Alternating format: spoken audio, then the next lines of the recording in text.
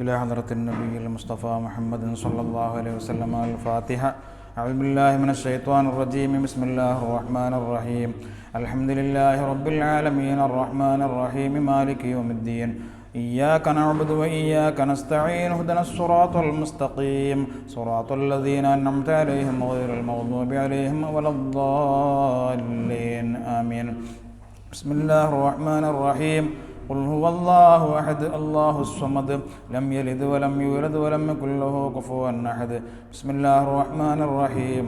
قل هو الله أحد الله الصمد لم يلد ولم يولد ولم يكن له كفوا أحد. بسم الله الرحمن الرحيم. قل هو الله أحد الله الصمد لم يلد ولم يولد ولم يكن له كفوا أحد. بسم الله الرحمن الرحيم. قل أعوذ برب الفلق من شر ما خلق ومن شر غاسق إذا وقب ومن شر النفاثات في العقد ومن شر حاسد إذا حسد. بسم الله الرحمن الرحيم. قل أعوذ برب الناس ملك الناس إله الناس من شر الوسواس الخناس الذي يوسوس في صدور الناس من الجنة والناس. الحمد لله رب العالمين حمدا يوافي نعمه ويكافي مزيدا. اللهم صل وسلم وبارك على رسولك وحبيبك سيدنا محمد وعلى آل سيدنا مولانا محمد. اللهم أوصل وبلغ مثل ثواب ما قرأناه من قرآنك الكريم. هذه هدية واصلة ورحمة نازلة وبركة شاملة منا إلى حضرة روح نبينا وشفيعنا ومنجينا وهادينا ومرشدنا مصطفى محمد صلى الله عليه وسلم إلى أرواح جميع الأنبياء والأولياء والعلماء والشهداء والزهداء والصديقين والصالحين وإلى أرواح أصحابه البدريين والحديين وسائر الصحابة والقرابة كلهم أجمعين. اللهم وإلى أرواح جميع مشايخنا وأساتذتنا خاصة إلى روح الشيخ عمر ولي الله القاهري قدس الله سره العزيز. اللهم انفعنا بهم بعلومهم وأسرارهم وأنوارهم وبركاتهم في الدين والدنيا والآخرة. ربنا اغفر لنا ورحمنا ولوالدينا ربنا ارحمهم كما ربونا صغارا. ربنا آتنا في الدنيا حسنة وفي الآخرة حسنة وقنا عذاب النار. ربنا تقبل منا إنك أنت السميع العليم وتب علينا إنك أنت التواب الرحيم. آمين برحمتك يا أرحم الراحمين. وصلى الله تعالى وسلم على خير خلق سيدنا محمد وعلى آله وصحبه أجمعين. سبحان ربك رب العزة عما يصفون وسلام على المرسلين والحمد لله رب العالمين. السلام عليكم ورحمة الله وبركاته.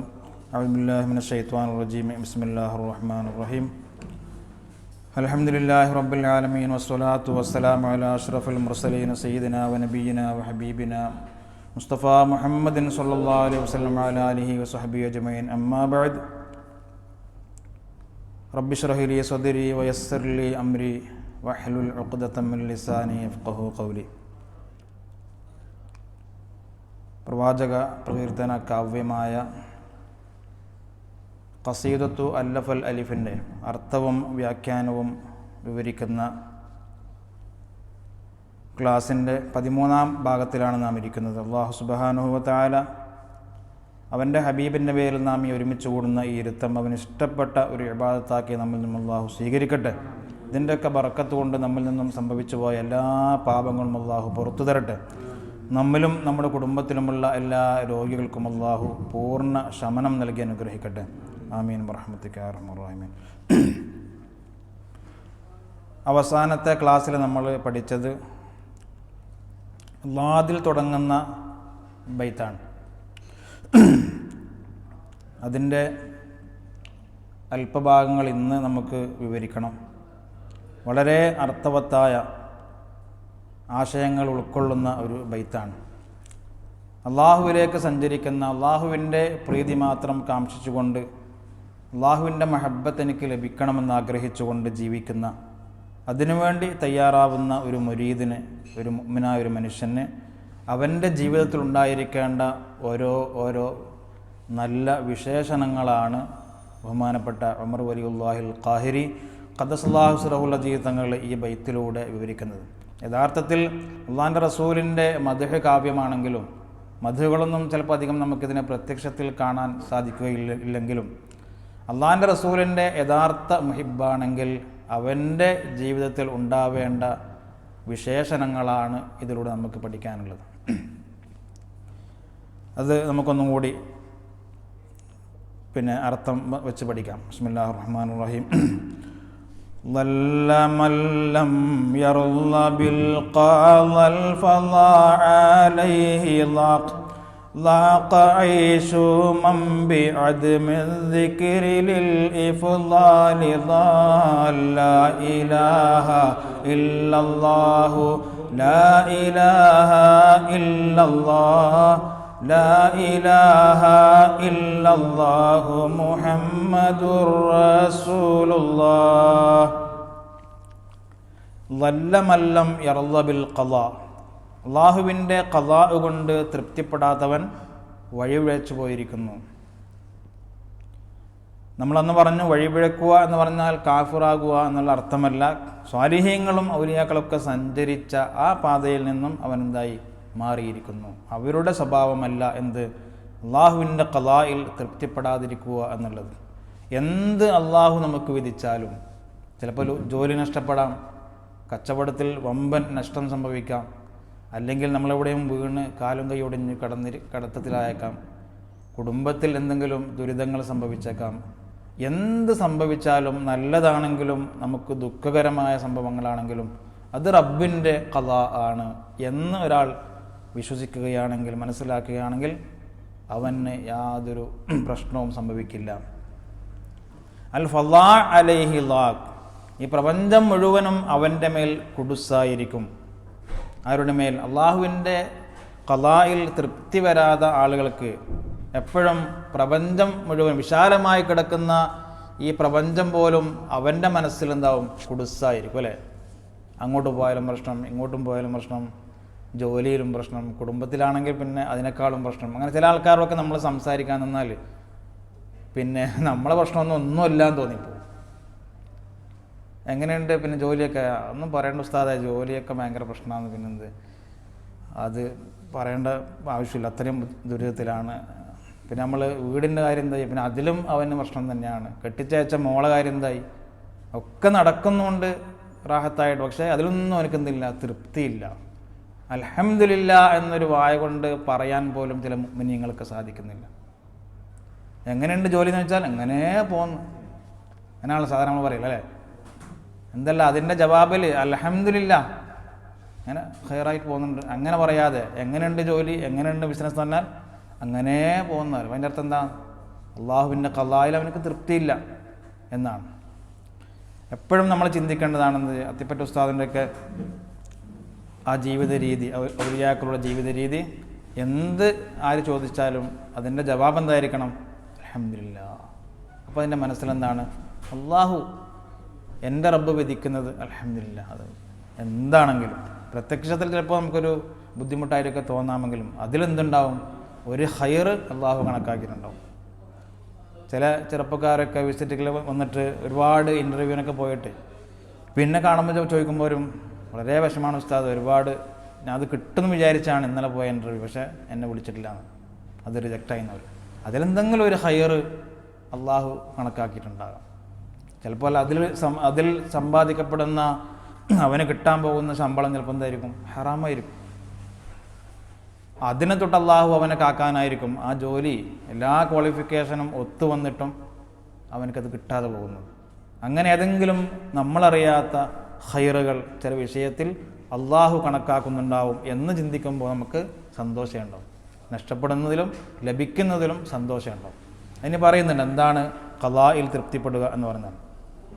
അർത്ഥം ഒന്നുകൂടി പറയാം. ലാഖ കുടുസായിരിക്കുന്നു. ഇവിടെ മഹാന്മാർ അർത്ഥം വെച്ചത് അദമുൽ മൻഫഅത്തി, ഉപകാരമില്ലാതായിരിക്കുന്നു. എന്ത്? ഐഷുമൻ, ഒരുത്തൻ്റെ ജീവിതം ഉപകാരമില്ലാത്തതായിരിക്കുന്നു. എങ്ങനത്തെ ഒരുത്തനാണ്? ബി അദമദ് ദിക്രി ലിൽ ഇഫ്ലാലി, അള്ളാഹു അവന് കൊടുക്കുന്ന നിഅമത്തുകൾ, ഇഫ്ലാൽ എന്ന് പറഞ്ഞാൽ ഫദ്ലുകൾ, അള്ളാഹു അവന് കൊടുക്കുന്ന എണ്ണിക്കണക്കാക്കാൻ പറ്റാത്ത നിഅമത്തുകളുണ്ട്. ആ നിഅമത്തുകളെ കുറിച്ച് ഓർക്കാത്തവൻ, അവൻ്റെ ജീവിതം എന്താണ്? കുടുസായി എന്ന് പറഞ്ഞാൽ മൻഫഅത്തില്ല, ബറക്കത്തില്ലാതായിരിക്കുന്നു. എപ്പോഴും ബറക്കത്തുണ്ടായില്ല. കുറേ നമ്മൾ പിന്നെ ദിക്ർ ചൊല്ലിയിട്ടോ അല്ലെങ്കിൽ ഇതാക്കിയിട്ടോ അല്ല, ബറക്കത്ത് വേണമെങ്കിൽ ഒന്നാമതായി അള്ളാഹു എനിക്ക് ചെയ്ത നിഅമത്തുകളൊക്കെ എന്താക്കുക? ഓർക്കുക, അതിൻ്റെ വില മനസ്സിലാക്കുക. അള്ളാഹു തന്ന കണ്ണും കാതും കൈകളും ആരോഗ്യവും സൗന്ദര്യവും മക്കളും ഭാര്യയും ജോലിയും ഇതൊക്കെ അള്ളാഹു നമുക്ക് തന്നിട്ടും നമുക്കിതുവരെ അള്ളാഹു ഒന്നും തരാത്തതുപോലെയായിരിക്കും ചില ആളുകളോട് നമ്മൾ സംസാരിക്കുമ്പോൾ ഉള്ള പ്രതികരണം. എപ്പോഴും വിഷമം മാത്രം എടുത്ത് ഹൈലൈറ്റ് ചെയ്തിട്ട് പറയുന്ന ആളുകളുണ്ട് അല്ലേ? നമ്മൾ ആരെങ്കിലും പരിചയപ്പെടുമ്പോൾ അവരുടെ ജീവിതത്തിലുള്ള മൈനസ് പോയിന്റ് മാത്രം എടുത്തു പറയുക. എന്നാൽ അത് അവൻ്റെ ജീവിതത്തിലുള്ള നിഅമത്തുകളിലേക്ക് നോക്കുമ്പോൾ 1% പോലും ഉണ്ടാവില്ല. മറ്റൊന്നും പറയാതെ ആരെങ്കിലും പരിചയപ്പെടുമ്പോൾ ഉസ്താദന്മാരെ കണ്ടാലോ ദ്വാരക്കാൻ പറയുമ്പോൾ അവൻ്റെ മൈനസ് പോയിന്റ് മാത്രം എടുത്തിട്ട് ബുദ്ധിമുട്ടുകൾ മാത്രം എടുത്തിട്ട് അതിനെ ഹൈലൈറ്റ് ചെയ്ത് വലുതാക്കി പറയുക. അത് അള്ളാഹ്ക്ക് ഇഷ്ടമില്ലാത്തൊരു കാര്യമാണ്. അതൊക്കെ നിസ്സാരമായി കാണുക, ദുആ ചെയ്യിപ്പിക്കുക, സ്വന്തം ദുആ ചെയ്യുക, അതൊക്കെ അള്ളാഹിൻ്റെ ഖളാ ആയിരിക്കുമെന്ന് ഓർക്കുക. ഒരു കുട്ടി മരിച്ചാൽ പോലും അതിൽ ഖൈറുണ്ടെന്നാണ്. ചിലപ്പോൾ ആ കുട്ടിയെ കൊണ്ടായിരിക്കും അവൻ്റെ മാനവും മര്യാദയും പോകാൻ ഉള്ളത് ഭാവി കാലത്ത്. ഉദാഹരണത്തിന് ഇന്നൊക്കെ കാണുന്ന പോലെ ഏതെങ്കിലും ഒരു പെൺകുട്ടിയെ പ്രേമിച്ച് അവൻ ആ പെൺകുട്ടിയുമായിട്ട് ഒളിച്ചോടുന്നൊരവസ്ഥ വന്നാലോ ഭാവിയിൽ, ഇവൻ്റെ എല്ലാ മുഖം കെടലും അതിൽ സംഭവിച്ചു. അള്ളാഹു മുൻകൂട്ടി കാണുകയാണ്. ചിലപ്പോൾ അതിനു വേണ്ടിയായിരിക്കും ആ കുട്ടി ചെറുപ്പകാലത്ത് തന്നെ വല്ല അപകടത്തിലോ വെള്ളത്തിൽ വീണോ മരിക്കുന്നത്. അപ്പോൾ അള്ളാഹുവിൻ്റെ ഖളായിൽ നീ എന്തെങ്കിലും അതിലൊരു സിർറ് കണ്ടിട്ടുണ്ടാവാം, രഹസ്യം കണ്ടിട്ടുണ്ടാവും, ഞാൻ തൃപ്തിപ്പെടാൻ അൽഹംദുലില്ലാ. പക്ഷെ അതിന് ഒരു മനക്കരുത്ത് വേണം അല്ലേ? പതറാത്ത ഒരു മനക്കരുത്ത് വേണം, ഈമാൻ വേണം. അത് മഹാന്മാർ പറയുന്നുണ്ട്. നമ്മൾ ഈ പറഞ്ഞ അർത്ഥം തന്നെ അമ്മർ റിള എന്ന് പറഞ്ഞാൽ അള്ളാഹുവിൻ്റെ ഖളാ അത് നമുക്ക് സന്തോഷം തരുന്നതാണെങ്കിലും നമ്മളെ പെട്ടെന്നൊരു ദുഃഖത്തിലാഴ്ത്തുന്ന സംഭവമാണെങ്കിലും അതിൽ തൃപ്തിപ്പെടുക എന്നുള്ളത് എന്താണ്? നവവി ഇമാം റഹ്മത്തുള്ളാഹി അലൈഹി പറഞ്ഞു, ഹുവ സുറൂറുൽ ഖൽബി ബിമുർരിൽ ഖളായി. അവന് ഇഷ്ടപ്പെടാത്ത രീതിയിലുള്ള ചില കാര്യങ്ങൾ അള്ളാഹു അവൻ്റെ മേൽ വിധിക്കുന്ന സമയത്ത് അതിലും ഖൽബിന് എന്തുണ്ടാവുക? സന്തോഷം ഉണ്ടാവുക. അങ്ങനെ ഒരു രൂപം, ഒരു രീതി നമ്മുടെ ജീവിതത്തിൽ ഉണ്ടാക്കണം. എല്ലാവർക്കും പ്രയാസവും പ്രതിസന്ധിയും ഉണ്ടാവും. ആരും പൂർണ്ണമായ കാമിലായ ഒരു സന്തോഷത്തിൽ ആരും ജീവിക്കുന്നില്ല. എത്ര പണമുണ്ടെങ്കിലും അവൻ്റെ ഒരു ഭാഗം മറ്റൊരു വിഷമകരമായ അവസ്ഥയായിരിക്കും അല്ലേ? ചില വീട്ടിലൊക്കെ വലിയ സമ്പന്നരുടെ വീടായിരിക്കും. അതിൻ്റെ ഉള്ളിൽ ഒരു റൂമിൽ ചെറുപ്പം മുതലേ ചലനശേഷിയില്ലാത്ത ചില മക്കൾ കിടക്കുന്നുണ്ടാവും. ആരറിയില്ല. 10, 20, 26 വയസ്സായ കുട്ടികളൊക്കെ ചില മകനൊക്കെ ഒന്നുണ്ടാവും. അവിടെ കിടന്ന കിടപ്പിൽ തന്നെ മൂത്രമൊഴിക്കലും കാഷ്ടിക്കലും പിന്നെ എഴുന്നേൽക്കാൻ ഇതുവരെ നടക്കാത്ത കുട്ടികളൊക്കെ ചില സമ്പന്നരുടെ വീട്ടിൻ്റെ ഉള്ളിലുണ്ട്. പ്രത്യക്ഷത്തിൽ അവർ സഞ്ചരിക്കുന്ന കാറുകളും അവരുടെ കൊട്ടാരങ്ങളൊക്കെ കണ്ടാൽ നമ്മൾ വിചാരിക്കും അള്ളാഹു എനിക്ക് നല്ലോണം തരുന്നുണ്ട്, കൊടുത്തിട്ടുണ്ട്, എനിക്കൊന്നും തന്നിട്ട. പക്ഷേ ആ സന്തോഷത്തിൻ്റെ പിറകിലും ചില സന്താപങ്ങൾ അള്ളാഹു കൊടുത്തിട്ടുണ്ടാവും. അപ്പം നമുക്ക് നമ്മുടെ മക്കൾ നടക്കുന്നു, ചിരിക്കുന്നു, കളിക്കുന്നു, പൂമ്പാറ്റയെ പോലെ ചാടി നടക്കുന്നു. അൽഹംദുലില്ലാ. അത് നമ്മൾ ചിന്തിക്കണം. ഏതൊരു സന്തോഷകരമായ അവസ്ഥയ്ക്ക് പിന്നിലും ചിലപ്പോൾ ദുഃഖകരമായ അവസ്ഥകളുണ്ടാവും, നമ്മൾ അറിയുന്നില്ല എന്നുള്ളൂ. അതുകൊണ്ട് നമ്മൾ എന്താക്കുക? അള്ളാഹുവിൻ്റെ ഖളായിൽ അതാണ് സുറൂറുൽ ഖൽബി ബിമുർരിൽ ഖളായി. നമുക്ക് ദുഃഖകരമാണെന്ന് തോന്നിപ്പോകുന്ന ചില ഖളാ അള്ളാഹു നമുക്ക് നൽകുമ്പോൾ അതിലും സന്തോഷിക്കുക. അതാണ് എന്ത്? അർറിളാ ബിൽ ഖളാ, ഖളാ കൊണ്ട് തൃപ്തിപ്പെടുക എന്നുള്ളത്. ഇനി മറ്റൊരു മഹാൻ പറഞ്ഞത് യതഹഖഖൽ അബ്ദു അന്നല്ലാഹ അദ്ലുൻ ഫീ ഖളാഇഹി ഗൈറു മുത്തഹിമിൻ ഫീ ഹുക്മിഹി. മഹാന്മാരുടെ ഒരു നിർവചനങ്ങളാണ് എന്താണ് ഖളായിൽ തൃപ്തിപ്പെടുക എന്നുള്ളത്. അതായത് ഒരു അബ്ദ് ഉറപ്പിക്കുക മനസ്സുകൊണ്ടത് അള്ളാഹു എനിക്ക് ഖൈറായതേ തരും, അവൻ അദ്ലാണ്, നീതിമാനാണ്. എനിക്കത് ചിന്തിച്ച് കണ്ടുപിടിക്കാനുള്ള കഴിവില്ല. എൻ്റെ ജോലി പെട്ടെന്ന് ഒരു സുപ്രഭാതത്തിൽ നഷ്ടപ്പെടുകയാണ്, എനിക്ക് നോട്ടീസ് വരാണ്, നീ അടുത്ത ആഴ്ച മുതൽ ജോലിക്ക് വരണ്ട, 1-ാം തീയതി മുതൽ. നാം ആകെ തകർന്ന് അല്ലേ? എന്ത് കാര്യം രാജ്യം സംസ്കരിച്ചിട്ട്, എന്ത് കാര്യം ഉള്ള മജ്‌ലിസിനൊക്കെ ഉറക്കൊഴിച്ച് പോയിട്ട് എന്ന് മറ്റുള്ളവരോട് പറഞ്ഞിട്ടില്ലെങ്കിലും മനസ്സിലെങ്കിലും തോന്നിയാലോ എല്ലാം പോയല്ലേ? അള്ളാഹുവിൻ്റെ ഖളായിൽ തൃപ്തിയില്ല എന്നർത്ഥം. അവൻ വിചാരിക്കുക എന്നെ അള്ളാഹു ഇഷ്ടപ്പെട്ടിട്ടുണ്ടാവും, എന്തെങ്കിലും ഒരു ഹൈറ് ആ നഷ്ടപ്പെട്ടതിന് പിന്നിൽ അള്ളാഹു കണക്കാക്കുന്നുണ്ടാവും. അങ്ങനെ അള്ളാഹു അദിലാണ്, അള്ളാഹു വാലിമല്ല, എന്നെ ആക്രമിക്കുന്നതല്ല എന്ന് ചിന്തിക്കുക, വിശ്വസിക്കുക, ഖൽബിൽ ഉറപ്പിക്കുക. അതാണ് റിളാ ബിൽ ഖളാ എന്ന് പറഞ്ഞാൽ. ഇനി മഹദിയായ റാബിയത്തുൽ അദവിയ്യ റളിയല്ലാഹു തആല അൻഹ ചരിത്രത്തിൽ അറിയപ്പെട്ട വലിയത്താണ് അല്ലെ, അള്ളാഹുവിൻ്റെ വരിയിൽപ്പെട്ട സ്ത്രീയാണ്. ലമ്മാ സുഇലത്ത്, മഹദിയവറുകളോട് ചോദിക്കപ്പെട്ടു, മതാ യകൂനുൽ അബ്ദു റാളിയൻ, എപ്പോഴാണ് ഒരു അടിമ അള്ളാഹുവിൻ്റെ വിധിയിൽ തൃപ്തിപ്പെട്ടവനാവുക എന്ന് ചോദിച്ചപ്പോൾ മഹദി അവർകൾ പറഞ്ഞു, ഇദാ സർറത്തുഹുൽ മുസീബത്തു കമാ സർറത്തുഹുൻ നിഅമ. അനുഗ്രഹങ്ങളൊക്കെ ജീവിതത്തിൽ ഉണ്ടാകുമ്പോൾ അവന് എത്രത്തോളം സന്തോഷം ഉണ്ടാകുന്നുണ്ടോ അതുപോലെ ദുരിതങ്ങൾ ഉണ്ടാകുമ്പോഴും എന്താക്കുക, സന്തോഷിക്കുക, അൽഹംദുലില്ലാഹ് എന്ന് പറയും. ഞാൻ കഴിഞ്ഞ ക്ലാസ്സിൽ പറഞ്ഞിട്ടുണ്ടല്ലേ, ക്യാൻസർ രോഗികളൊക്കെ ക്യാൻസർ ഇങ്ങനെ വ്യാപിച്ച് ഓപ്പറേഷൻ ചെയ്ത് വീണ്ടും അത് ഉണങ്ങി, അപ്പോൾ മറ്റൊരു ഭാഗത്തേക്ക് അത് പടർന്നു പിടിക്കുകയാണ്, വീണ്ടും ഓപ്പറേഷൻ ചെയ്യുകയാണ്. അങ്ങനെ ആ ചെറുപ്പക്കാരൻ, ഇതുണ്ടായ സംഭവമാണ്. ഞാൻ അറിയുന്ന ഒരാൾ, അദ്ദേഹത്തിൻ്റെ വസതിയിലേക്ക് ആളുകൾ നോക്കാൻ പോയി. അദ്ദേഹം ബട്ടൺസ് അഴിച്ചുകൊണ്ട് ഇങ്ങനെ കാണിച്ചു കൊടുക്കുകയാണ്. ഒരുപാട് ഓപ്പറേഷൻ ചെയ്ത പാടുകളാണ് ആ ചെറുപ്പക്കാരൻ്റെ മനോഹരമായ ശരീരത്തിൽ. എന്നിട്ടും ആ മനുഷ്യൻ ചിരിക്കുകയാണ്, അൽഹംദുലില്ലാഹ്. ഇതൊക്കെ അള്ളാഹുവിൻ്റെ ഒരു ഖളാ ആണ്. എന്തെങ്കിലും ഖൈറുണ്ടാവാം, ഒന്നുമില്ലെങ്കിൽ എൻ്റെ ദോഷങ്ങളൊന്ന് പൊറുക്കപ്പെടാനുള്ള ഒരു സബബായിരിക്കും അല്ലേ. ദുനിയാവിൽ സുഖമില്ല, അതോടെ അദ്ദേഹം അവസാനം മരിക്കുകയാണ്. അപ്പം അങ്ങനെയൊക്കെ ആളുകളുണ്ട്. വലിയ ആണെന്നില്ല, മുഅ്മിനീങ്ങളിൽപ്പെട്ട സാധാരണക്കാരും അള്ളാഹുവിൻ്റെ ഖളായിൽ തൃപ്തിപ്പെട്ട് ജീവിക്കുന്നവരുണ്ട്. അത് വലിയൊരു നിഅമത്താണ് ആ ഒരു സ്വഭാവം. അപ്പം അങ്ങനെ തൃപ്തിപ്പെടാത്ത ഒരു സ്വഭാവം നമ്മുടെ ജീവിതത്തിലുണ്ടോ, അവൻ്റെ ജീവിതം വളരെ കുടുസായിരിക്കുന്നു. എങ്ങോട്ട് പോയാലും ഒരു ഖൈറില്ലാത്ത പോലെ ആയിരിക്കും അവൻ്റെ സംസാരം. പ്രപഞ്ചം വിശാലമാണ്. അൽ ഫളാ അലൈഹില്ലാഹ്, ഈ ഫളാ, ഈ പ്രപഞ്ചം വിശാലമായ ഈ വായുമണ്ഡലം പോലും അവൻ്റെ മുമ്പിൽ ചെറിയൊരു കുടുസായ സ്ഥലം പോലെയാണ്. എന്തുകൊണ്ട്? അള്ളാഹു അവൻ പറഞ്ഞിട്ടുണ്ട് ഖുദ്സിയ ഹദീസിൽ, മല്ലം യർള ബിഖളാഇ വലം യസ്ബിർ അലാ ബലാഇ ഫൽയത്തഖിദ് റബ്ബൻ സിവാഇ. മഹാന്മാർ ഉദ്ധരിക്കുന്നു ഇതിൻ്റെ വിശദീകരണത്തിൽ.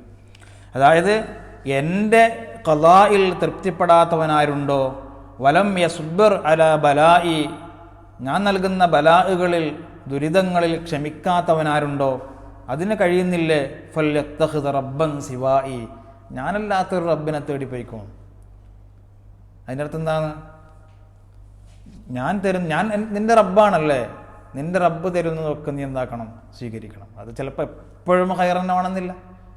ചിലപ്പം ഉണ്ടാവും ദുരിതങ്ങളായിട്ട് നമുക്ക് തോന്നുന്നുണ്ടാവും, ബുദ്ധിമുട്ട് തോന്നുന്നുണ്ടാവും. അപ്പോഴും നമ്മൾ കാളമാടി ഉസ്താദിനൊക്കെ ചരിത്രം കേട്ടിട്ടില്ലേ, 2 പെൺമക്കൾ ബസ് അപകടത്തിൽ മരിച്ചപ്പോഴും മഹാൻ പതറിയില്ല. നടത്തുന്ന ആ ദർസ് പൂർണ്ണമായിട്ട് ഒരു വഖഫിലേക്ക് എത്തിച്ചിട്ടാണ് മുപ്പരുന്നാക്കിയത്, വീട്ടിലേക്ക് പോയത്. അതൊക്കെ നമ്മൾ ചരിത്രത്തിൽ എടുത്തു പറയുന്ന നമ്മുടെ ഔലിയാക്കളായ മഹാന്മാരുടെ ജീവിത രീതിയായിരുന്നു. 2 പെൺമക്കൾ, വലിയ മക്കൾ ഒരേ ദിവസം മരിക്കുകയാണ്. 2 മയ്യത്തുകളാണ് വീട്ടിലേക്ക് കൊണ്ടുവരപ്പെടുന്നത്. എന്നിട്ടും പതറാതെ ഈമാനോടെ നിന്ന മഹാന്മാർ, അതൊക്കെയാണ് ഔലിയാക്കൾ. എന്നിട്ട് മഹാൻ പറഞ്ഞതിൻ്റെ വിശദീകരണത്തിൽ ഇതിൻ്റെ ശാരീഹ്യങ്ങൾ പറയുന്നു. ഈ ബൈത്തിൽ 2 ഭാഗങ്ങളാണ്. ഒന്നാമത്തെ ഭാഗത്തിൽ മഹാൻ പറയുന്നു, അന്നർ റിളാ ബിൽ ഖളാഇ വാജിബുൻ. അതിൻ്റെ വൽഹാസിൽ, അതിൻ്റെ ടോട്ടൽ എന്താണ്? അള്ളാഹുവിൻ്റെ ഖളാ എന്താണെങ്കിലും അതിൽ തൃപ്തിപ്പെടൽ എന്താണ്? നിർബന്ധമാണ് എന്നാണ്. അങ്ങനെ ആരെങ്കിലും തൃപ്തിപ്പെടാത്തൊരു സ്വഭാവം ഉണ്ടെങ്കിൽ ഈ പ്രപഞ്ചം പോലും അവൻ്റെ ഖൽബിൽ കുടുസായിരിക്കുന്നതാണ്. ഇനി രണ്ടാമത്തെ ഒരു ഉപദേശം അതിലുള്ളത് ചുരുക്കി മനസ്സിലാക്കാൻ വേണ്ടി ശാരീഹ്യങ്ങൾ പറയാണ്. ലാഖ ഐഷുമൻ ബി അദമി ദിക്രിൽ ഇഫ്ലാൽ, അള്ളാഹുവിൻ്റെ നിഅമത്തുകൾ, അവന് നൽകിയ നിഅമത്തുകളിൽ ചിന്തിച്ച് അതിന് ശുക്ർ ചെയ്യാത്ത ഒരു സ്വഭാവമുണ്ട ആരെങ്കിലും ഉണ്ടോ, അവൻ്റെ ജീവിതം മൻഫഅത്തില്ലാത്ത, ഉപകാരമില്ലാത്തതായി, ബറക്കത്തില്ലാത്തതായിട്ട് മാറും. അള്ളാഹു നല്ല ബിസിനസ്സൊക്കെ നൽകിയിട്ടുണ്ട്, നല്ല ലാഭങ്ങളൊക്കെ നൽകുന്നുണ്ട്, കച്ചവടത്തിൽ നല്ല ബറക്കത്തുണ്ട്, അതേപോലെ തന്നെ ജോലിയിൽ നല്ല ശമ്പളമുണ്ട്. ഇതൊക്കെ ഉണ്ടാകുന്ന സമയത്ത് ഇതൊന്നും ഓർമ്മിക്കാതെ അള്ളാഹനെ മറന്നു നടക്കുന്ന ആളുകളുണ്ടെങ്കിൽ അള്ളാഹു അതൊക്കെ മെല്ലെ മെല്ലെ എന്താക്കും, എടുത്തു കളയാനുള്ള കാര്യങ്ങൾ അള്ളാഹു ആരംഭിക്കും. എന്നിട്ട് അതങ്ങോട്ട് പോയപ്പോൾ ഇവനെന്താക്കും, ഇല്ല തങ്ങളുടെ അടുത്തും ഉസ്താദിൻ്റെ അടുത്തും പോയിട്ട് ദ്വാരക്കാനും. അന്ന് വരെ ഒരു സദസ്സിലും കാണാത്ത ആൾ വലിയ തൊപ്പിയൊക്കെ ഇട്ടുണ്ടാവും മുമ്പ് അല്ലേ, എന്തിനു എഴുത്തു കൊടുക്കാൻ വേണ്ടിയിട്ട്. അങ്ങനെ ദ്വാരുന്ന അതൊക്കെ ശരിയായി കിട്ടിയാലോ പിന്നെ അവനെ കാണണമെങ്കിൽ എന്താക്കണം, തെരഞ്ഞു പിടിക്കണം. അതാണ് അങ്ങനത്തെ ഒരു ആളുകൾ. നിയമത്ത് കിട്ടിയാൽ പിന്നെ ആൾക്കാർ കാണൂല. നിയമത്ത് അള്ളാഹു എടുത്തു കളയുമ്പോൾ എല്ലാ സദസ്സിലും അവൻ്റെ വകയായിരിക്കും ഭക്ഷണം, അവൻ്റെ വകയായിരിക്കും ദുആ ചെയ്യാനുള്ള എഴുത്തുകൾ, ചായ, കടിയൊക്കെ. അങ്ങനെ ആവരുത്. എല്ലാ സമയത്തും ഉണ്ടാകും അള്ളാഹിന് ഓർമ്മ വേണം. നിഅമത്ത് ഉണ്ടാകുമ്പോഴും വേണം, നിഅമത്തില്ലാത്ത സമയത്തും ഒക്കെ സദസ്സിൽ വേണം. അള്ളാഹിൻ്റെ പള്ളിയിലൊക്കെ മുമ്പിൽ വേണം. അതാണ് നിഅമത്ത് ഉണ്ടാകുമ്പോഴാണ് വേണ്ടത്, ഇല്ലാത്തപ്പോഴല്ല. നമ്മൾ നേരെ തിരിച്ചാണ് ഉണ്ടാകുക. എന്ന് മഹാന്മാർ പറയുന്നു, നിങ്ങളെപ്പോഴും പേടിക്കണം. നിങ്ങൾക്ക് അപ്പം നമ്മൾ വിചാരിക്കും നമുക്കൊക്കെ എന്ത് നിഅമത്താണ്, അങ്ങനെ വിചാരിക്കാൻ പാടില്ല അല്ലേ. കാണാനുള്ള കണ്ണ് തന്നു, കേൾക്കാനുള്ള കാത് തന്നു, നടക്കാനുള്ള കാലുകൾ, പിടിക്കാനുള്ള കൈകൾ, ഒരു വിരലങ്ങാനുമില്ലാതെ അള്ളാഹു നമ്മൾ സൃഷ്ടിച്ചിട്ടുണ്ടെങ്കിൽ എന്തായിരിക്കും? ഈ കൈ കൊണ്ടൊരു മംഫഅത്തില്ല, ഒന്ന് പിടിച്ച് ഉയർത്താനോ അല്ലെങ്കിൽ ഒരു ബട്ടൺ ധരിക്കാനോ ഒന്നും നമുക്ക് സാധിക്കുന്നില്ല. എല്ലാം പൂർണ്ണനായിട്ട് ഇത്ര ആളുകളെ ജനിച്ച സ്വന്തം കുഞ്ഞു മക്കളെപ്പോലും കാണാൻ ഭാഗ്യമില്ലാത്ത ആളുകൾ, കണ്ണില്ലാത്തവർ തൊട്ടിട്ടിങ്ങനെ അല്ലേ സന്തോഷിക്കുകയാണ്. കുഞ്ഞുമക്കളെ കാണാൻ, ആ പൂമ്പാറ്റകളെ പോലെ ചിത്രശലഭങ്ങളായ കുഞ്ഞുമക്കളെ കാണാൻ സാധിക്കുന്നില്ല, കണ്ണില്ല. നമ്മളിവിടെ നിന്നൊക്കെ ഫോൺ ചെയ്തിട്ട് എത്ര മണിക്കൂർ സംസാരിക്കുന്നു ഭാര്യമാരോട്. നമുക്ക് സംസാരശേഷിയില്ലെങ്കിൽ സംസാരിക്കാൻ പറ്റുമോ? ഒന്നും മിണ്ടാൻ കഴിയില്ലല്ലോ. നാട്ടിൽ നിന്ന് വന്ന് തിരിച്ചു പോകുന്നതിന് നമുക്ക് മിണ്ടാൻ കഴിയുമോ ഭാര്യയോട്? ഒരു മൂളൊക്കെ ശബ്ദം മാത്രമേ നമുക്കിങ്ങനെ ഫോണിലൂടെ പറയാൻ പറ്റൂ. നേരിട്ട് കാണുന്നില്ലല്ലോ ആംഗ്യങ്ങളും. നമ്മളൊക്കെ ചിന്തിക്കണം. ഇതൊക്കെ നമുക്ക് അള്ളാഹു നൽകിയിട്ടും സുബ്ഹി ഖളാക്കിയിട്ട് ഉറങ്ങാണ്. അതൊക്കെ നമ്മൾ ചിന്തിക്കണ്ടേ?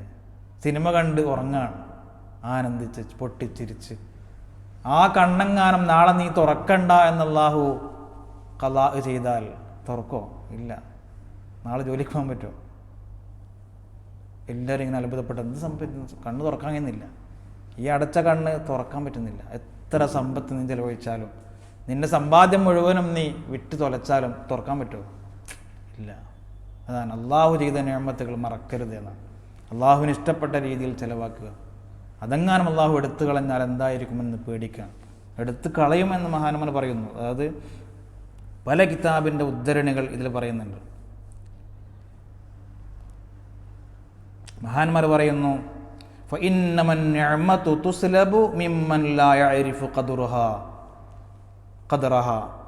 അള്ളാഹു നമുക്ക് ചെയ്ത നിഅമത്തിൻ്റെ വില മനസ്സിലാക്കാതെ നമ്മൾ ജീവിച്ചാൽ അള്ളാഹു ആ നിഅമത്തുകൾ ചിലത് എടുത്തു കളയുന്നതാണ്. കണ്ണില്ലാത്തവർക്ക് കണ്ണിൻ്റെ വില അറിയുന്നു അല്ലേ? അപ്പോൾ കണ്ണിൻ്റെ കാഴ്ച പോയി കഴിഞ്ഞാൽ നമ്മൾ ചിന്തിക്കും, അല്ലാഹ് നീ ചെയ്ത നിഅമത്ത് എത്ര വലുതായിരുന്നു, ഇപ്പോൾ എനിക്ക് മനസ്സിലായി. കാല് പൊളിഞ്ഞിട്ട് ഒരു മാസം നമ്മൾ റൂമിലിരിക്കുമ്പോൾ മനസ്സിലാവും ആ കാലിൻ്റെ വില എത്രയായിരുന്നു. സ്വന്തമായിട്ട് നമ്മൾക്ക് ബാത്റൂമിൽ പോകാൻ പറ്റുന്നുണ്ട്, എല്ലാം ചെയ്ത് നമ്മൾ കാല് പൊളിഞ്ഞാൽ പിന്നെ പോകാൻ പറ്റുന്നില്ല. നമ്മളെടുത്തു കൊണ്ടുപോകണം, ചുമലിൽ പിടിച്ച ഒരാൾ താങ്ങി നടത്തണം, എന്തെല്ലാം നമ്മുടെ പ്രൈവസി പോലും നഷ്ടപ്പെടുകയാണ് അല്ലേ? രഹസ്യമായിട്ട് നമ്മൾ ചെയ്യേണ്ട കാര്യങ്ങളൊക്കെ പലരും നമ്മൾ സഹായിക്കേണ്ടി വരും. എത്ര ദുരിതങ്ങൾ.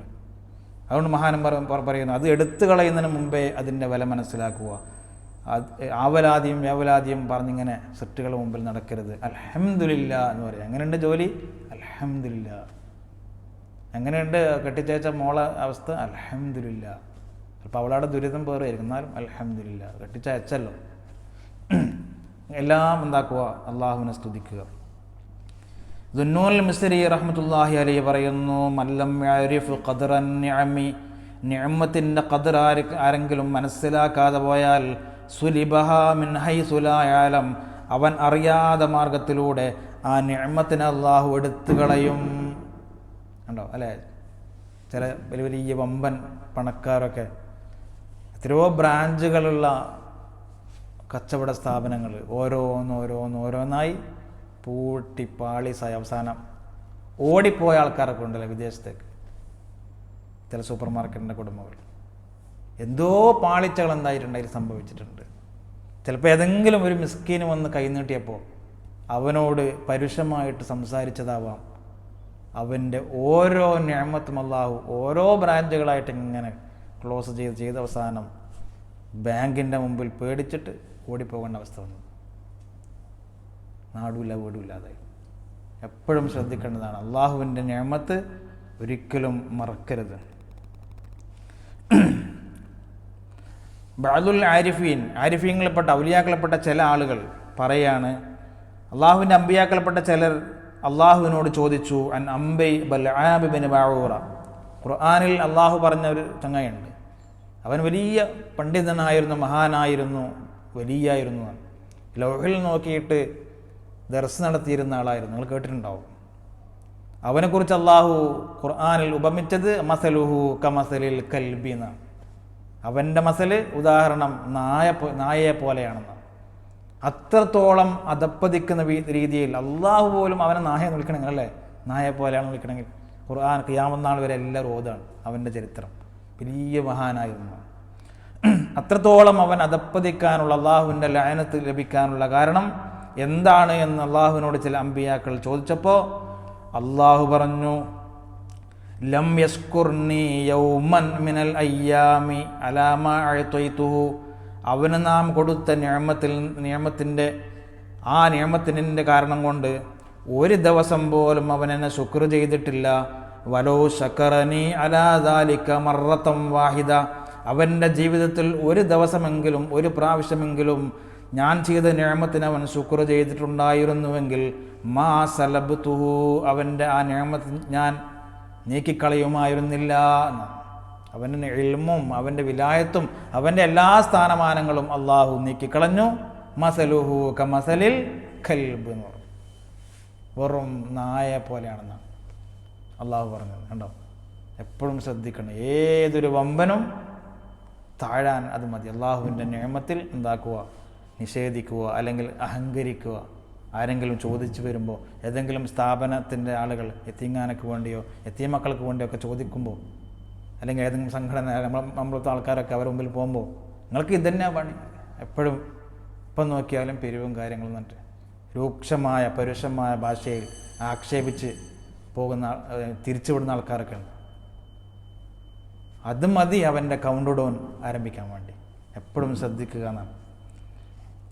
ചുരുങ്ങിയത് ഒരു ദിവസമെങ്കിലും എന്നൊക്കെ എല്ലാ ദിവസവും അൽഹംദുലില്ലാ എന്ന് നമ്മൾ ദുആ ചെയ്യുന്ന സമയത്ത് എപ്പോഴും ദുആർക്കുന്നുണ്ടോ, അൽഹംദുലില്ലാഹി റബ്ബിൽ ആലമീൻ എന്ന് പറയുമ്പോൾ ആ നിഅമത്തൊക്കെ മനസ്സിലേക്ക് വരിക. എനിക്ക് ജോലിയുണ്ട്, ഭാര്യയുണ്ട്, മക്കളുണ്ട്, നടക്കാനും ഇരിക്കാനും കിടക്കാനും ഉറങ്ങാനൊക്കെ എന്നുണ്ട്. എനിക്ക് അല്ലാഹു ആഫിയത്ത് നൽകിയിട്ടുണ്ട്, അൽഹംദുലില്ലാ എന്ന് പറയും. അതന്നെ വലിയ ആഫിയത്ത്. മുമ്പൊരു ചരിത്രങ്ങൾ കേട്ടിട്ടുണ്ടാവാം. ഇതിൻ്റെ കൂടെ പറയലത് നല്ലതാണ് ഓർമ്മിക്കാൻ. ഒരു മനുഷ്യനെ കണ്ടുമുട്ടിയപ്പോൾ അദ്ദേഹം ഭിക്ഷ യാചിക്കുന്നത് പോലെ ഇങ്ങനെ ഇരിക്കുകയാണ്. അദ്ദേഹം അൽഹംദുലില്ലാ അൽഹംദുലില്ലാ എന്നിങ്ങനെ പറയാണ്. അടുത്തു പോയി നോക്കിയപ്പോൾ അദ്ദേഹത്തിന് കാണാൻ കണ്ണുകളില്ല, ജന്മനാ കുരുടനാണ്. നടക്കാൻ കാലുകളില്ല, കാല് മുറിക്കപ്പെട്ടതുപോലെ കാലില്ല, കൈകളില്ല. അദ്ദേഹം ഇങ്ങനെ ഇരിക്കുകയാണ് റോഡ് സൈഡിൽ. പക്ഷെ അയാൾ പറയുന്നുണ്ടെന്ത്, അൽഹംദുലില്ലാ അൽഹംദുലില്ലാ എന്നിങ്ങനെ ആവർത്തിച്ച് ഈ ദിക്ർ ചൊല്ലുന്നുണ്ട്. അദ്ദേഹത്തോട് ചോദിക്കപ്പെട്ടു, നിങ്ങൾക്ക് ഇതൊന്നും ഇല്ലായിട്ടും എന്ത് നിഅമത്താണ് നിങ്ങൾക്ക് ഉള്ളത് അൽഹംദുലില്ലാ എന്ന് പറയാൻ? അദ്ദേഹം പറയാണ്, നിങ്ങൾ ചോദിക്കുന്ന ചോദ്യം കേൾക്കാൻ എനിക്ക് കാത് നൽകിയിട്ടുണ്ട്. അതില്ലാത്ത എത്ര ആളുകളുണ്ട്. മാത്രമല്ല ഇതൊന്നും ഇല്ലാഞ്ഞിട്ടും എനിക്ക് വിഷമമില്ല. കാരണം ഇതൊക്കെ ചെയ്തു തന്ന അല്ലാഹ്ക്ക് അൽഹംദുലില്ലാ അൽഹംദുലില്ലാ എന്ന് ദിക്ർ ചൊല്ലാനുള്ള നാവ് എനിക്ക് അല്ലാഹു നൽകിയല്ലോ. അത് തന്നെ വലിയ എത്ര കാലം ഹംദ് ചെയ്താലും മതിയാവാത്തതാണ്. കണ്ടോ, നമുക്ക് ചെറിയൊരു വിഷമം വന്നാൽ നമുക്ക് ഇതുവരെ അല്ലാഹു ഒന്നും നൽകാത്തതുപോലെ ആയിരിക്കും ആ വർത്താനൊക്കെ കേട്ടാൽ, അല്ലേ? വല്ലാത്ത കഷ്ടമാണ്, അങ്ങനെയാന്ന് ഇങ്ങനെയാന്ന്. അങ്ങനെ ഒരിക്കലും പറയാതെ അങ്ങനെ പറഞ്ഞ് ശീലിച്ചാൽ അല്ലാഹു എന്ത് ചെയ്യും? പിന്നെ ഓരോന്നോരോന്ന് അല്ലാഹു. ഒരു ഭാഗത്ത് ജോലി പോയ മെസ്സേജ് ആയിരിക്കും വരുന്നത്, അല്ലേ? ഖലാസ്, നാളെ മുതൽ ഇങ്ങോട്ട് വരണ്ട. അപ്പോൾ നാട്ടിൽ എന്തെങ്കിലും സംഭവിച്ച ദുരിതം, പിന്നെ കുട്ടികളൊന്നും സംഭവിച്ചു, അല്ലെങ്കിൽ വലിയ രോഗം സംഭവിച്ചു, അല്ലാഹു കാത്ത് രക്ഷിക്കട്ടെ. അപ്പം നമ്മൾ ചിന്തിക്കും, ഇതുവരെയുള്ള ഈ നിയമത്തിന് ഞാൻ ഒരു അൽഹംദുലില്ലാ പോലും പറഞ്ഞിട്ടില്ലല്ലോ. പിന്നെ ഖേദിക്കേണ്ടി വരും. അതൊക്കെ നമുക്ക് നൽകുന്ന ചെറിയൊരു ബൈത്താണെങ്കിലും ഒരുപാട് ആഴങ്ങളിലേക്ക് പോകുന്ന ബൈത്താണ്. ഇത് കൂടുതൽ എന്താക്കുന്ന വിശദീകരിച്ചാൽ നമ്മുടെ സമയം പെട്ടെന്ന് തീർന്നു പോകും. അതുകൊണ്ട് എന്താക്കുന്നില്ല. കൂടുതൽ ഒരുപാട് മഹാന്മാർ ഇതിൻ്റെ അളമത്തിനെ കുറിച്ച് പറയുന്നുണ്ട്. ഇനി അടുത്ത ബൈത്ത് ബിസ്മില്ലാഹിർ റഹ്മാനിർ റഹീം. ഇനി ത്വായിൽ തുടങ്ങുന്ന ബൈത്താണ്. തുബ്ബി തുബ്ബിൻ മിൻ തബീബിൻ ഹാദിഖിൻ ദാ അൽ ഫുആദ് ത്വാലിബൻ തൂബാ ബി ത്വാബാ ത്വാബ ലിൽ അബ്ത്വാലി ത്വാൽ ലാ ഇലാഹ ഇല്ലല്ലാഹു ലാ ഇലാഹ ഇല്ലല്ലാഹ് ലാ ഇലാഹ ഇല്ലല്ലാഹ് മുഹമ്മദുർ റസൂലുള്ളാഹ്. ഇതും ഒരുപാട് വിശദീകരിക്കേണ്ട വളരെ മനോഹരമായ ബൈത്താണ്. ഇതിന് നമുക്കൊരു 10 മിനിറ്റ് കൊണ്ട് ഇതിൻ്റെ അർത്ഥവും ഒന്ന് ബാഹ്യമായിട്ടൊന്ന് പഠിച്ചിട്ട് ഇൻഷാ അല്ലാഹ് അടുത്ത ക്ലാസ്സിൽ അതിൻ്റെ വിശദീകരണത്തിലേക്ക് കടക്കണം. തിബ്, നീ എന്താക്കുക? ഐ ദാവി എന്ന് പറഞ്ഞാൽ നീ ചികിത്സ തേടുക. സുഫിയാക്കളുടെ ആ ഭാഷ എങ്ങനെയാണ്? നീ ചികിത്സ തേടണം. ബിത്തിബിൻ, മെഡിസിൻ കൊണ്ട്, മരുന്ന് കൊണ്ട്. എങ്ങനത്തെ മരുന്നാണ്? ആരിൽ നിന്നും? മിൻ ത്വബീബിൻ ഹാദിഖിൻ, നല്ല നിപുണനായ വിദഗ്ധനായ ഒരു ഡോക്ടറിൽ നിന്ന്. ത്വബീബ് തന്നെ ഡോക്ടർ അല്ലേ, സാധാരണ കേൾക്കുന്നതാണ്. ഹാദിഖ് എന്ന് പറഞ്ഞാൽ അതിൽ സ്പെഷ്യലൈസ്ഡ് ചെയ്ത് പഠിച്ച ഡോക്ടർ, ഏതെങ്കിലും വ്യാജ ഡോക്ടറെ അടുത്ത് പോയിട്ടല്ല. പിന്നെ വിദഗ്ധനായ ഒരു ഡോക്ടറിൽ നിന്നും നീ എന്താക്കണം? ചികിത്സ തേടണം, ചികിത്സിക്കണം. എന്തിനെ ചികിത്സിക്കണം? ദാ അൽ ഫുആദ്, ഖൽബിൻ്റെ രോഗങ്ങളെ നീ എന്താക്കണം? ചികിത്സിച്ച് അതിനുള്ള മരുന്നുകൾ നീ ഉപയോഗിക്കണം. ത്വാലിബൻ, നീ തന്നെ തേടുന്നവനായ സ്ഥിതിയിൽ. ഈ ചികിത്സ എന്തിനു വേണ്ടിയാണ്? ത്വാലിബൻ, നീ തന്നെ തേടുന്നവനായ സ്ഥിതിയിൽ. തൂബ, തൂബ തന്നെ പല അർത്ഥങ്ങളും നമ്മൾ ഇനി വിവരിക്കും. തൂബ എന്ന് പറഞ്ഞാൽ സ്വർഗം എന്നർത്ഥമുണ്ട്, അല്ലെങ്കിൽ നിത്യസുഖം, ആനന്ദം, ഔലിയാക്കൾക്കൊക്കെ ഉണ്ടാവുന്ന ആ വല്ലാത്തൊരു റാഹത്തും സന്തോഷവും ഫറഹ് സുറൂർ ഇതൊക്കെ നിനക്ക് ലഭിക്കാൻ വേണ്ടി ആ ഉദ്ദേശത്തിൽ കൽബ് എന്താക്കുകയാണ്? നീ ചികിത്സിക്കണം. കൽബിൻ്റെ മരുന്ന്, പിന്നെ രോഗങ്ങൾക്ക് ചികിത്സ തേടണം. ബി ത്വാബ ത്വാബ, ത്വാബയായ റസൂലുള്ളാഹി സ്വല്ലല്ലാഹു അലൈഹി വസല്ലമ തങ്ങളുടെ ബർക്കത്ത് കൊണ്ട് ആ തൂബ എന്നുള്ള വലിയൊരു സന്തോഷം, ആ ഒരു സ്ഥാനം നിനക്ക് ലഭിക്കാൻ വേണ്ടി. എങ്ങനത്തെ നബിയാണ്? ലിൽ അബ്ത്വാലി, വലിയ വലിയ കിങ്കരന്മാരായ വലിയ വലിയ ആളുകളെ എന്താക്കിയിട്ടുണ്ട്? ത്വാല, അവരെക്കാളും നബിത്തങ്ങൾ ഉയർന്നിട്ടുണ്ട്. അതെന്താണ് വിശദീകരിക്കും. അപ്പം അർത്ഥത്തിൽ മനസ്സിലാക്കാം. ഇത് നമ്മളെപ്പോലത്തെ സാധാരണക്കാരൊക്കെ വളരെ പ്രധാനമായിട്ടും ചിന്തിക്കേണ്ട, പഠിക്കേണ്ട ഒരു കാര്യമാണ്. മഹാന്മാർ വിവരിക്കുന്നുണ്ട്, ജനങ്ങൾ കാണുന്ന ബാഹ്യമായ ഈ ശരീരത്തെ നമ്മളെന്താക്കും? ഇപ്പം നമുക്ക് ഇവിടെ ഒരു ചെറിയൊരു കുരു വന്നു, നമുക്ക് വലിയ ടെൻഷനായിരിക്കും അല്ലേ? അപ്പോൾ ഇങ്ങനെ കണ്ണാടിൻ്റെ മുമ്പിൽ പോയി നമ്മളിങ്ങനെ, കാരണം ഇതെല്ലാവരും കാണുന്നതാണ്. നമ്മൾ ബസ്സിലും മെട്രോയിലൊക്കെ പോകുമ്പോൾ എല്ലാവരും കാണുന്നതാണ്. അതുകൊണ്ട് നമ്മൾ എന്താക്കും? അതിനുള്ള എന്തെങ്കിലും ഓയിൽമെൻറ്റോ അല്ലെങ്കിൽ മറ്റുള്ള കാര്യങ്ങളൊക്കെ തേച്ചിട്ട് അത് നമ്മൾ വൃത്തിയാക്കി കൊണ്ടുനടക്കും. മുടിയൊക്കെ നമ്മൾ നന്നായി ചെയ്യും. ബാഹ്യമായിട്ട് നമ്മുടെ ശരീരത്തിൽ ജനങ്ങൾ കാണുന്ന ഭാഗങ്ങളൊക്കെ നമ്മളെന്താക്കും? ചികിത്സിക്കും. എവിടെയെങ്കിലും ഒരു ചൊറി വന്നാൽ അതിനുള്ള മരുന്നുകൾ നമ്മളെന്താക്കും? പെട്ടെന്ന് കൊണ്ടുപോയി കാണിച്ച് നമ്മൾ അതിനെ ചികിത്സിക്കും.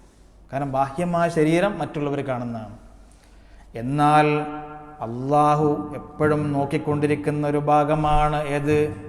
ഖൽബ് എന്ന് പറഞ്ഞാൽ വലാകിൻ യൻദുറു ഇലാ ഖുലൂബിക്കും വഅഅമാലിക്കും, നിങ്ങളുടെ ബാഹ്യമായ കോലങ്ങളിലേക്കോ ഒന്നുമല്ല അള്ളാഹു നോക്കുന്നത്. ഒരു ഹദീസ് ഉണ്ടല്ലേ അങ്ങനെ, ഇന്നല്ലാഹ ലാ യൻദുറു എന്ന് പറഞ്ഞൊരു ഹദീസുണ്ട്. അതിൻ്റെ അവസാനം പറയുന്നത് വലാകിൻ, പിന്നെ അള്ളാഹു എപ്പോഴും നോക്കിക്കൊണ്ടേയിരിക്കുന്നത്, വീക്ഷിച്ചുകൊണ്ടേയിരിക്കുന്നത് ഇലാ ഖുലൂബിക്കും വഅഅമാലിക്കും, നിങ്ങളുടെ ഖൽബിൻ്റെ ഉള്ളിലേക്കാണ്. ഏത് ഇബാദത്ത് ചെയ്യുമ്പോഴും അതിനെക്കൊണ്ട് അവൻ എന്താണ് ഉദ്ദേശിക്കുന്നത്? നിയ്യത്ത് അള്ളാഹു നോക്കും. അത്തരം അള്ളാഹു എപ്പോഴും നോക്കിക്കൊണ്ടിരിക്കുന്ന ഖൽബിൻ്റെ കാര്യം നമ്മൾ മറക്കുകയാണ് അല്ലേ?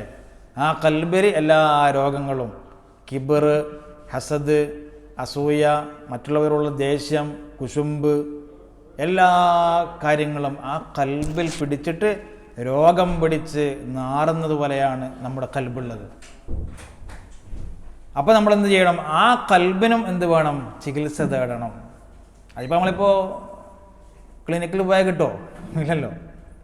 അപ്പോൾ രണ്ട് തരം ചികിത്സയുണ്ട്. ഒന്ന് ദുന്യവിയായ ചികിത്സ, നമുക്കൊരു കാലുവേദന ഒന്നും, അല്ലെങ്കിൽ പുറം വേദനയാണ്, അല്ലെങ്കിൽ മറ്റുള്ള എന്തെങ്കിലും തലവേദനയാണ്, പല്ലുവേദനയാണ്, നമ്മൾ ഡോക്ടറത്തേക്ക് പോകും. നിർബന്ധമായിട്ട് പോകില്ല. കാരണം നമ്മുടെ ബാഹ്യമായ ശരീരത്തെ സുഖിപ്പിക്കാൻ, അതിൻ്റെ ബുദ്ധിമുട്ടുകൾ നീക്കാൻ നാം എത്രമാത്രം ശ്രദ്ധ കാണിക്കുന്നുണ്ട്. അതേപോലെ നമ്മുടെ ഖൽബിൻ്റെ രോഗം ചികിത്സിക്കാൻ നമ്മൾ ശ്രദ്ധ കാണിക്കണം, നീ ചികിത്സ തേടണം എന്ന് മഹാനവറുകൾ പറയുന്നു. ഖൽബിൽ ബാധിക്കുന്ന, നേരത്തെ പറഞ്ഞതുപോലത്തെ എല്ലാ മോശമായ സ്വഭാവങ്ങൾ, അഹങ്കാരം, ഉജ്ബ്, കിബർ, മറ്റുള്ളവരുള്ള അസൂയ, ആരെങ്കിലും നന്നാവുന്നത് നമുക്ക് കണ്ടുകൂടാ, കുശുമ്പ്, അങ്ങനെ പിന്നെ ഒരുപാട് മോശമായ പിന്നെ രോഗങ്ങൾ കൽബിൽ അടിഞ്ഞുകൂടിയിട്ട് കൽബങ്ങനെ അടഞ്ഞു വരികയാണ്. അതിൻ്റെ ഉള്ളിൽ എന്ത് കത്തുന്നുണ്ട്? എല്ലാവരുടെ സൃഷ്ടിപ്പിലും ഈമാനിൻ്റെ ഒരു ചെറിയ നൂറ് എന്താക്കുന്നുണ്ട്? കത്തുന്നുണ്ട്. ഇപ്പോൾ നോക്കുമ്പോൾ നമ്മളെ കൽബെന്തായിട്ടുണ്ട്? ഈ പൊടിപടലങ്ങളും രോഗങ്ങളൊക്കെ പിടിച്ച് അടഞ്ഞു പോയിരിക്കുകയാണ് സൂഫിയാക്കളുടെ ഭാഷയിൽ. അത് എത്രത്തോളം നമ്മൾ ചികിത്സിച്ച് അതിനുള്ള മരുന്ന് തേടി മരുന്ന് കഴിച്ച് അതിങ്ങനെ നമ്മൾ ഒഴിവാക്കുന്നു, അത്രത്തോളം ആ ഈമാനിൻ്റെ പ്രകാശം പുറത്തേക്ക് ഇങ്ങനെ സ്ഫുരിക്കും. അള്ളാഹു നിനക്ക് തൗഫീക്ക് നൽകട്ടെ. എല്ലാവരെയും അള്ളാഹു സൃഷ്ടിക്കുമ്പോൾ ഈമാനോടെ സൃഷ്ടിക്കുകയാണ് അല്ലേ മുസ്ലിങ്ങൾ മക്കൾ. പക്ഷെ അതെന്തായി? അടഞ്ഞുപോയി. പിഞ്ചു മക്കളൊക്കെ മുഖം കാണുമ്പോൾ നമുക്ക് വല്ലാത്തൊരു മനോഹാരിത തോന്നുക. ആരുടെ മക്കളാണെങ്കിലും നമ്മുടെ അടുത്ത് എന്താക്കും? ഒന്ന് ചുംബിക്കും. അതേ നമ്മളാണ് ഇപ്പോൾ വലുതായപ്പോൾ എന്തായി? നമ്മളെ കണ്ട ഒരാൾ നമ്മുടെ അടുത്ത് നിൽക്കാതെ ഓടിപ്പോകും. കാരണം കൽബിൻ്റെ പ്രതിഫലനമാണ് മുഖത്തുള്ളത്. നല്ല സ്വാലിഹ്യങ്ങളെ കാണുമ്പോൾ പിഞ്ചു മക്കളെ പോലെ ഉണ്ടാവും അല്ലേ അവരുടെ മുഖമൊക്കെ. കാരണം കൽബ് എത്രത്തോളം സ്വാഫിയാകുന്നു അത്രത്തോളം അതെവിടെ പ്രതിഫലിക്കും? മുഖത്തുണ്ടാവും ഈമാനിൻ്റെ നൂറ്. നിസ്കാരത്തിൽ ഖുശൂഇല്ല, നിസ്കാരത്തിൽ ഭയഭക്തിയില്ല, എവിടെയൊക്കെയോ ചിന്തിച്ചു പോവാണ് ഉസ്താദ് എന്നൊക്കെ പലരും പറയുന്നേക്കാം. എന്തുകൊണ്ട്? കൽബൊക്കെ അടഞ്ഞ് മലിനമായി കിടക്കുകയാണ്. ഒരു മുഖം നോക്കുന്ന ഒരു കണ്ണാടി നമ്മൾ പുതിയതായിട്ട് വാങ്ങിയാൽ നമ്മളതിലേക്ക് നോക്കുമ്പോൾ നമ്മുടെ മുഖത്തുള്ള ചെറിയൊരു ഡോട്ട് പോലും കാണാൻ പറ്റും അല്ലേ? നമ്മൾ അന്നുവരെ കാണാത്തത് കാണാൻ പറ്റും. പിന്നെ നമ്മളത് തുടക്കാതെ ക്ലീനാക്കാതെ ഇങ്ങനെ വെച്ച് 1 വർഷം കഴിഞ്ഞു, 2 വർഷം കഴിഞ്ഞു, പിന്നെ അതിങ്ങനെ ഒരു പ്രത്യേകമായ കല ബാധിച്ചതുപോലെ ആ കണ്ണാടി മലിനമായി കിടക്കാണ്. നമ്മൾ പൗഡർ ഇടുന്നതൊക്കെ അവിടെ ഇങ്ങനെ പാറിയിട്ട് പൊടിയും പടലങ്ങളും. പിന്നെ നമ്മൾ നോക്കിയാൽ കാണുമോ ശരിക്കും?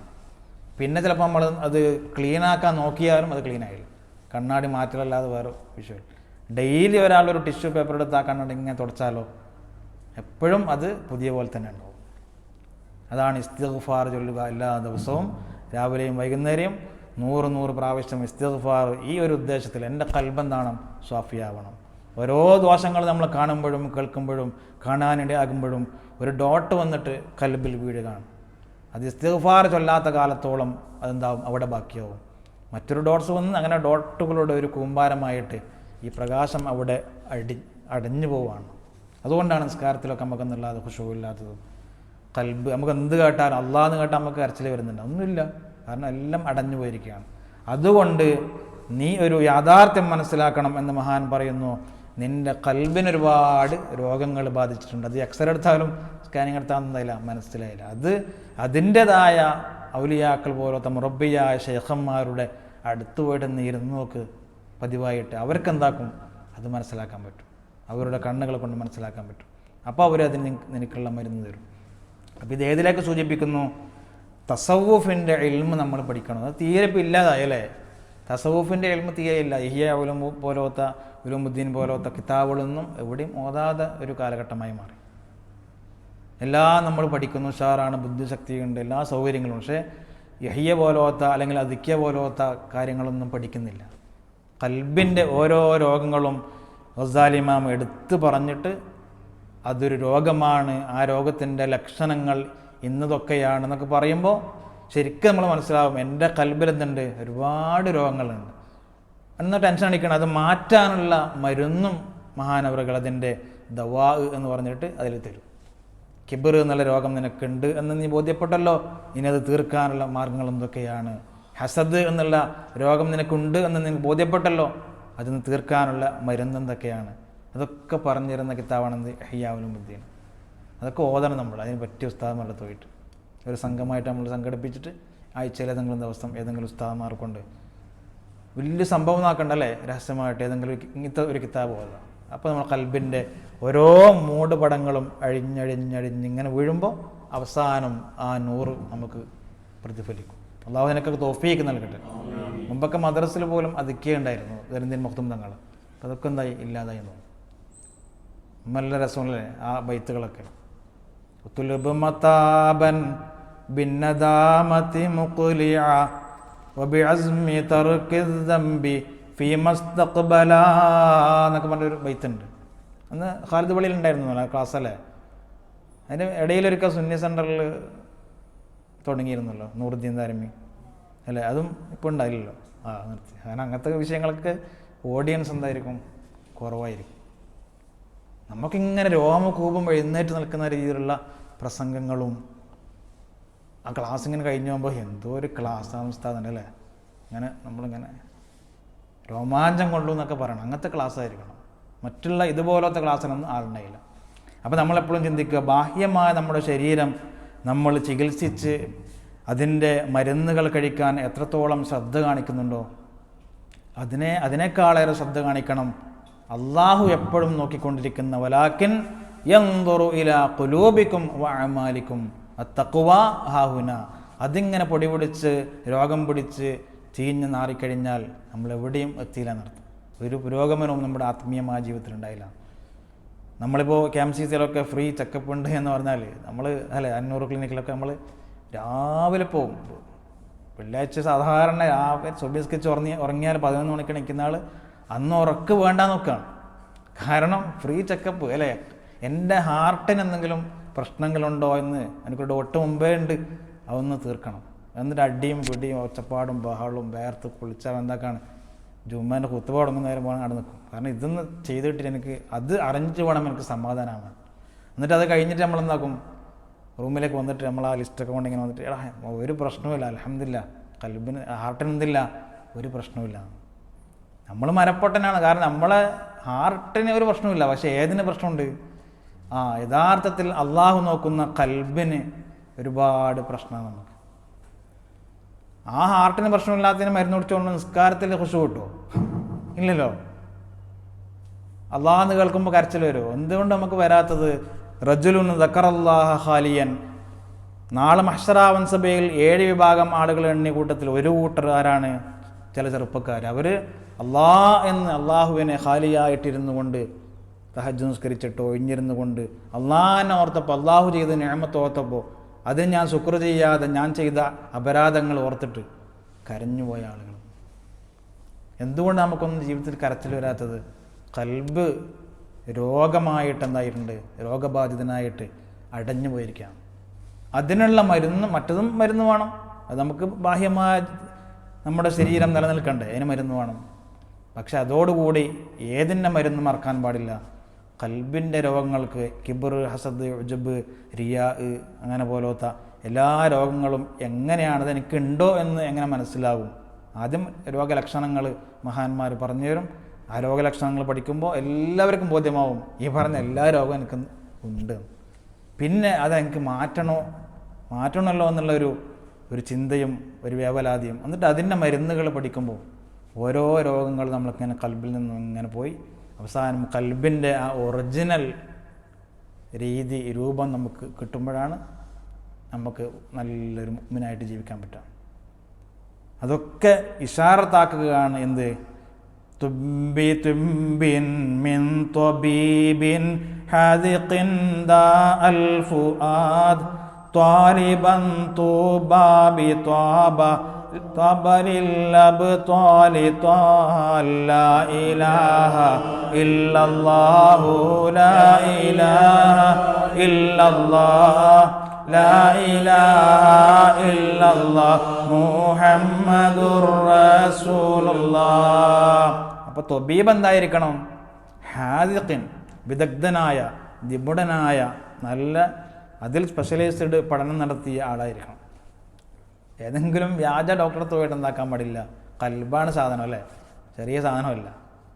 നമുക്ക് കിഡ്നിക്ക് ഓപ്പറേഷൻ ചെയ്യാൻ വേണ്ടി ഏതെങ്കിലും വ്യാജ ഡോക്ടറെ അടുത്ത് പോയി കഴിഞ്ഞാൽ അവൻ്റെ കാര്യം പോക്കന്നെ അല്ലേ. എവിടെയെങ്കിലും കത്തികളും കൊണ്ടു കഴിഞ്ഞാൽ പിന്നെ ആ ഒരു കിഡ്നി കൊണ്ടൊന്നും ജീവിക്കുന്നുണ്ടായിരുന്നു, അതുമില്ലാതോ.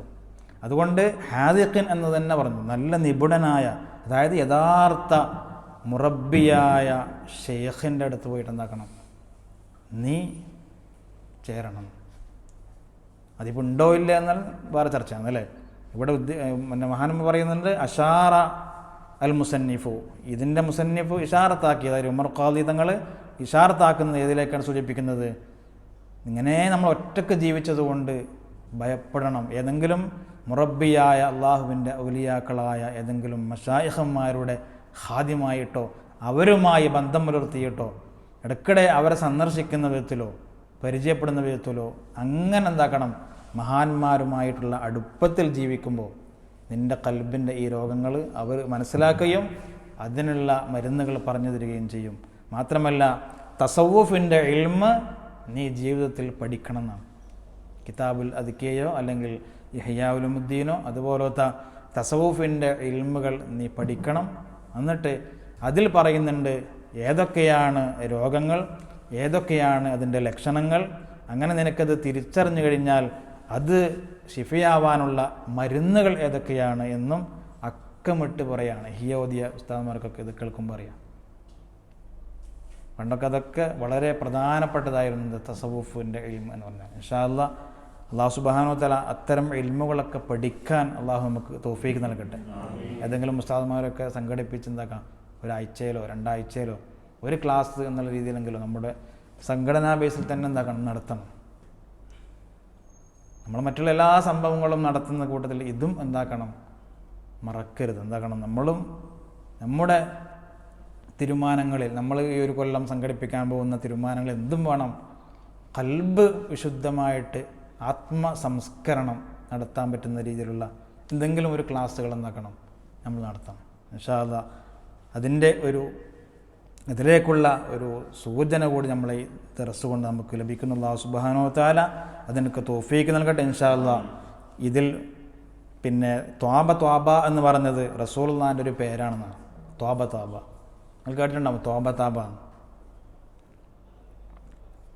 മോയിൻകുട്ടി വൈദ്യരുടെ ബദർ കിസ്സ പാട്ടിൽ പറയുന്നു, ഉരത്തിയ മൗലൽ ഉറുബ ഉശ്റങ്കൽ യാ ഹബീബ ഉദ്ദിമങ്കും ത്വാബ യാ റസൂലല്ലാഹ്.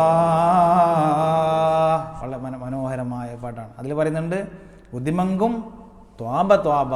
എന്നിട്ട് മഹാന്മാർ പറയുന്നു ത്വാബ എന്നുള്ളത് മുൻകഴിഞ്ഞ ഗ്രന്ഥങ്ങളിൽ, അതായത് തൗറാത്ത്, അതേപോലെ തന്നെ ഇബ്രാഹിം നബിക്ക് കൊടുത്തതായ പിന്നെ ചില സുഹുഫുകൾ, ചില ഏടുകളിലൊക്കെ അള്ളാഹിൻ്റെ റസൂൽ സ്വല്ലല്ലാഹു അലൈഹി വസല്ലം അത് പറയുന്നുണ്ട്. ത്വാബ ഇസ്മുൻ നബി സ്വല്ലല്ലാഹു അലൈഹി വസല്ലം ഫി തൗറാത്തി വസുഹുഫി ഇബ്രാഹിം അലൈഹിസ്സലാം മഅനാഹു ത്വയ്യിബ്, നല്ല ഗുണങ്ങളടങ്ങിയ ഹബീബ റസൂലുള്ളാഹി സ്വല്ലല്ലാഹു അലൈഹി വസല്ലം തങ്ങളുടെ ഒരു പേരാണ് ത്വാബ. അതാണ് ഉദിമങ്കും ത്വാബ യാ റസൂലുള്ളാഹ് എന്ന് മോയിൻകുട്ടി വൈദ്യർ ബദർ കിസ്സ പാട്ടിൽ പാടിയത്. ഇൻഷാ അല്ലാഹ് ഇനി അതിൻ്റെ ആഴങ്ങളിലേക്ക് ചെന്നാൽ സമയം ഒരുപാട് ദീർഘിക്കും. അല്ലാഹു സുബ്ഹാനഹു വ തആല ഇതുപോലെ ആഴങ്ങളിലേക്ക് ഇറങ്ങിച്ചെന്നുകൊണ്ട് ആനന്ദകരമായി ഇതിനെ പഠിക്കാനുള്ള അല്ലാഹു തൗഫീഖ് നൽകട്ടെ. അർഹമർ റഹീമായ അല്ലാഹ് ഞങ്ങളുടെ ഖൽബിൻ്റെ രോഗങ്ങളൊക്കെ മനസ്സിലാക്കാനും പഠിക്കാനും അതിനുള്ള ചികിത്സ തേടാനുള്ള തൗഫീഖ് നൽകണേ അല്ലാഹ്. ഞങ്ങളുടെ ഈ ബാഹ്യമായ മനുഷ്യർ കാണുന്ന ഈ ശരീരം ഞങ്ങൾ വളരെ ശ്രദ്ധയോടെ അതിന് വേദന വരുമ്പോഴോ അല്ലെങ്കിൽ മുഖത്തൊരു കല വരുമ്പോഴോ കുരു വരുമ്പോഴോ അതൊക്കെ ശ്രദ്ധയോടെ അതിൻ്റെ മരുന്നുകളൊക്കെ തേടി കണ്ടുപിടിച്ച് എത്ര പണം ചെലവഴിച്ചും അതൊക്കെ വാങ്ങി ഉപയോഗിച്ച് ഞങ്ങളുടെ ബാഹ്യമായ ശരീരം ഞങ്ങൾ സുഖിപ്പിച്ച് സന്തോഷത്തോടെ കൊണ്ടു നടക്കുന്നത് പോലെ നീ കാണുന്ന ആ ഖൽബുണ്ടല്ലോ, നിൻ്റെ നോട്ടം വലാകിൻ യൻദുറു ഇലാ ഖുലൂബിക്കുമെന്ന് റസൂലുള്ളാഹി സ്വല്ലല്ലാഹു അലൈഹി വസല്ലം പഠിപ്പിച്ചിട്ടുണ്ട്. അള്ളാഹു നോക്കുന്നത് നിങ്ങളുടെ ബാഹ്യമായ ശരീരങ്ങളിലേക്കല്ല, നിങ്ങളുടെ ഖൽബിലേക്കാണ് നോക്കുന്നത്. നിൻ്റെ നളർ, നിൻ്റെ നോട്ടം ഞങ്ങളുടെ ഖൽബിലേക്കാണല്ലോ റബ്ബേ. ഈ തീഞ്ഞുനാറിയ ഞങ്ങളുടെ ഖൽബിനെ, അതിൻ്റെ രോഗങ്ങളൊക്കെ നീ ശിഫിയാക്കി തരണേ അല്ലാ. അഹങ്കാരം, ഉജ്ബ്, റിയാ, ഹസദ് പോലത്തെ എല്ലാ അതിനെ ബാധിക്കുന്ന രോഗങ്ങൾ തൊട്ടും ഞങ്ങളുടെ ഖൽബിനെ നീ തടുക്കണേ അല്ലാ. രോഗബാധിതരായ ഖൽബാണെങ്കിൽ അതൊക്കെ തീർക്കാനുള്ള ഇൽമും അതിനുള്ള ക്ലാസ്സുകളും അതിലേക്ക് ഞങ്ങൾ നീ എത്തിക്കണേ അല്ലാ. അത്തരം മഹാന്മാരായ മുറബ്ബിയായ ശൈഖുമാർ അവരുടെ ഹദറത്തിലേക്ക് ഞങ്ങൾ നീ എത്തിക്കണേ അല്ലാ. മരിക്കുന്നതിന് മുമ്പ് തന്നെ അതൊക്കെ ക്ലീൻ ചെയ്തുകൊണ്ട് ആ ഈമാനിൻ്റെ പ്രഭ ചൊരിയുന്ന ഖൽബുമായി മുത്മഇന്നുൽ ഖുലൂബായ യാ അയ്യതുഹൻ നഫ്സുൽ മുത്മഇന്ന ഇർജിഇ ഇലാ റബ്ബികി റാളിയതൻ മർളിയ എന്നൊക്കെ പറഞ്ഞ സ്വാഫിയായ പ്രകാശം സ്ഫുരിക്കുന്ന ആ ഖൽബുമായിട്ട് നിന്നിലേക്ക് ചെല്ലാനുള്ള തൗഫീഖ് നൽകണേ അല്ലാഹ്. അല്ലാഹുവേ, ഞങ്ങളുടെ കുടുംബത്തിലും ഞങ്ങളുമായി ബന്ധപ്പെട്ട പലരും രോഗികളാണ്. ഭീതിപ്പെടുത്തുന്ന, സംശയിക്കപ്പെടുന്ന പല രോഗങ്ങളുടെയും ടെസ്റ്റ് ചെയ്യാൻ വേണ്ടി അയക്കപ്പെട്ടിട്ടുണ്ടെന്നൊക്കെ കേട്ട് കഴിഞ്ഞു. ദുആ കൊണ്ട് വസീയത്ത് ചെയ്തിട്ടുണ്ട്. അല്ലാഹു സുബ്ഹാനഹു വ തആല റബ്ബേ, നിൻ്റെ മഹദ് ഫളൽ കൊണ്ട് അതിൻ്റെ ടെസ്റ്റിൻ്റെ റിസൾട്ട് ലഭിക്കുന്ന സമയത്ത് ഒന്നുമില്ലാതെ ഒരു സന്തോഷകരമായൊരു വാർത്ത നീ ഞങ്ങൾക്ക് നൽകണേ അല്ലാ. ക്യാൻസറോ അല്ലെങ്കിൽ ഭീതിപ്പെടുത്തുന്ന മാരകമായ രോഗങ്ങളോ ഇല്ല എന്നുള്ള ഒരു സന്തോഷകരമായ വാർത്ത ഞങ്ങൾക്ക് നൽകണേ അല്ലാ. അർഹമുർ റഹീമായ അല്ലാ, ഈ റജബിലും ശഅബാനിലും ഞങ്ങൾക്ക് പൂർണ്ണമായ ബറക്കത്ത് നൽകണേ അല്ലാഹ്.